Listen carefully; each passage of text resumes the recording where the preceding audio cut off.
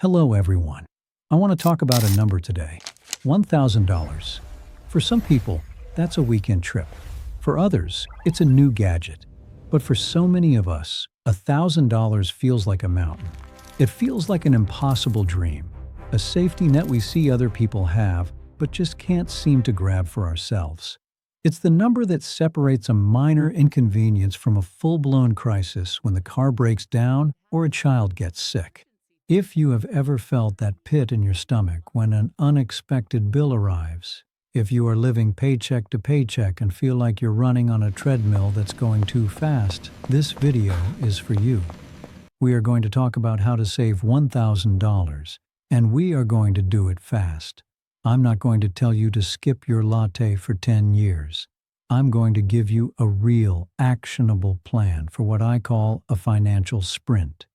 This is about intense, focused effort for a short period of time to build a foundation that can change everything. First, let's get one thing straight. If you're struggling to save, it is not because you are bad with money or lazy. It is not a moral failing. We are living in a time where the cost of everything from rent to eggs is going up, but paychecks are not keeping pace. The system is not designed for easy saving. So, let go of any shame you might be feeling right now. The only thing that matters is what you do next. This is about taking back control, $1 at a time. So, how do we find this money when it feels like there is none? We do it in two phases. First, we plug the leaks in our current budget. Then, we find ways to bring in a little extra. We are going to be ruthless, but only for a short time. Step 1 is to become a detective in your own life. For the next 7 days, I want you to track every single cent you spend. Do not judge it. Do not change your habits yet. Just write it down. Use a notebook, a notes app on your phone, whatever is easiest. The $5 coffee, the 99-cent app download, the groceries, the gas, the late-night snack from the drive-thru. Write it all down. At the end of those 7 days, we are going to categorize your spending. Make 3 simple lists. The first list is your non-negotiables. This is your rent or mortgage, your utilities, your gas to get to work, your essential groceries. The second list is your nice-to-haves. This is your streaming services, your gym membership, takeout, entertainment, new clothes. The third list is what I call the invisible leaks. These are the small, mindless purchases that add up without you noticing. The soda from the vending machine, the daily coffee, the impulse buy at the checkout counter. Let me give you a real example. Let's say a woman named Maria does this challenge. She's a single mom working 2 jobs. She feels like she has no extra money. After tracking her spending for a week, she discovers something. She's spending about $40 a week on breakfast and lunch on the go because she's always rushing in the morning. She has 3 streaming services costing her about $35 a month, but she really only watches one. And she spends about $15 a week on random snacks and drinks for her kids after school. That's $40 plus about $9 for the streaming services plus $15. That is $64 a week. In 1 month, that is over $250 she didn't even realize she had. This is not about shaming Maria. This is about finding hidden money that is already slipping through her fingers. Now we move to phase 1 of our sprint, the cutting phase. Look at your list of nice-to-haves and invisible leaks. For the next 30 days, we are going to put most of these on pause. This is temporary. Think of it as a financial fast. Go through your bank statement right now and look at all the recurring monthly charges. That gym membership you haven't used since January, cancel it. That subscription to a magazine you never read, cancel it. That premium streaming service you can live without for a month, Pause it. You could easily find $50 to $100 right there, just by making a few phone calls or clicking a few buttons. Next, let's attack the food budget. This is often the biggest source of leaks. For the next 30 days, your goal is to dramatically reduce eating out and takeout. This means planning your meals. I know it sounds like a lot of work, but it doesn't have to be. Just plan for 5 dinners a week. Look at your grocery store's weekly sales flyer and plan around what's on sale. A pot of chili, a big batch of spaghetti, a roasted chicken and vegetables. These things can feed you for days and cost a fraction of a single takeout meal. Pack your lunch the night before. Make a big pot of coffee at home instead of buying it out. Commit to drinking water instead of soda or expensive juices. If you normally spend $200 a week on food, you might be able to cut that down to $100 or $120.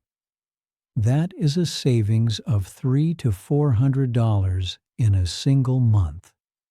Combined with cutting subscriptions, you might already be over halfway to your $1,000 goal. Finally, look at those invisible leaks. The daily coffee, the snacks. For 1 month, make a pact with yourself to avoid them. Make your coffee at home. Carry an apple or a granola bar with you. This isn't about permanent deprivation. It is a short-term sacrifice for a long-term gain. That $5 a day coffee habit is $100 a month. That is a significant chunk of your goal. Now, for many of us, cutting a loan might not get us all the way to $1,000, especially if income is extremely tight. That is where phase 2 comes in, the earning phase. We need to bring in some extra cash, and we need to do it quickly. Think about what you can do in the next 30 days to earn an extra $200, $300, or even $500. Look around your house. I guarantee you have things you don't use or need anymore.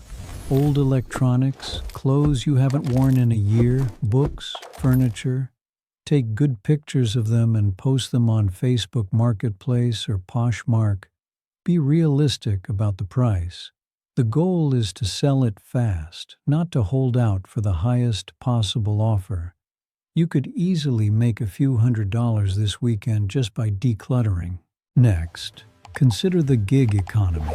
Apps like DoorDash, Uber, Instacart, and TaskRabbit are designed for people who want to work flexible hours. You don't have to commit to a new job. Just commit to 1 or 2 evenings a week for the next 4 weeks. Delivering food for a few hours after your main job could bring in an extra $100 a week. That is $400 in a month. Think about your skills.